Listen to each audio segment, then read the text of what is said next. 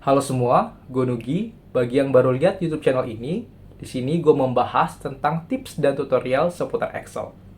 Di video ini, gue akan menunjukkan bagaimana cara lookup dengan dua kriteria. Ada beberapa rumus yang bisa kalian gunakan untuk lookup data di Excel. Ada lookup, VLOOKUP, HLOOKUP, dan beberapa rumus lainnya. Untuk lookup data dengan dua kriteria, gue akan pakai salah satu rumus yang terbilang cukup baru di Excel, yaitu XLOOKUP.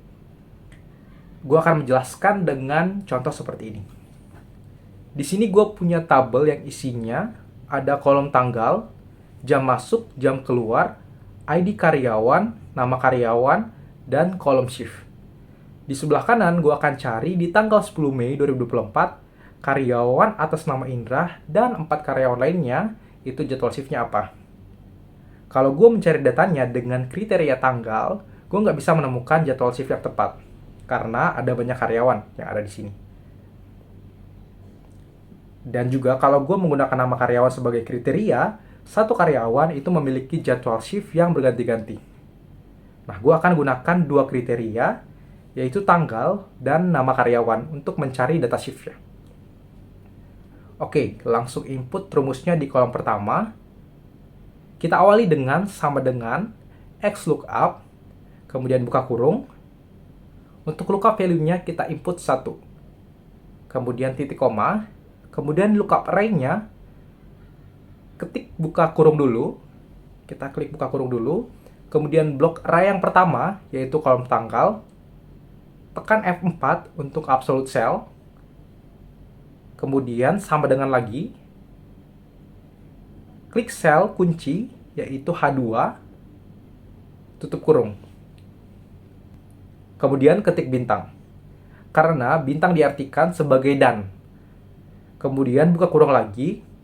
Blok array yang kedua, yaitu kolom nama karyawan. Tekan F4 untuk absolute cell.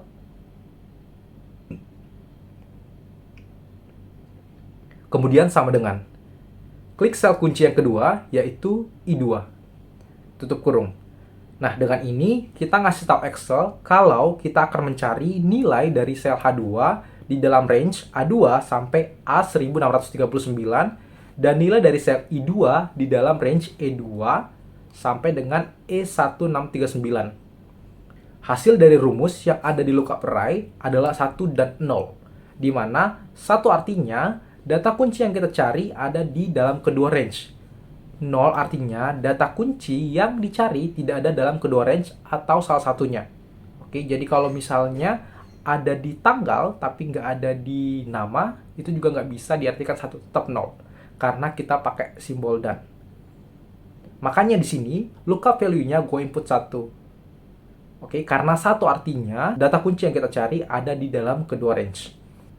Nah, sekarang gue lanjut input titik koma, kemudian kita blok sel yang akan jadi hasilnya atau yang akan gue ambil datanya, yaitu range F2 sampai F1639. Tekan F4 untuk absolute cell, tutup kurung, dan tekan enter.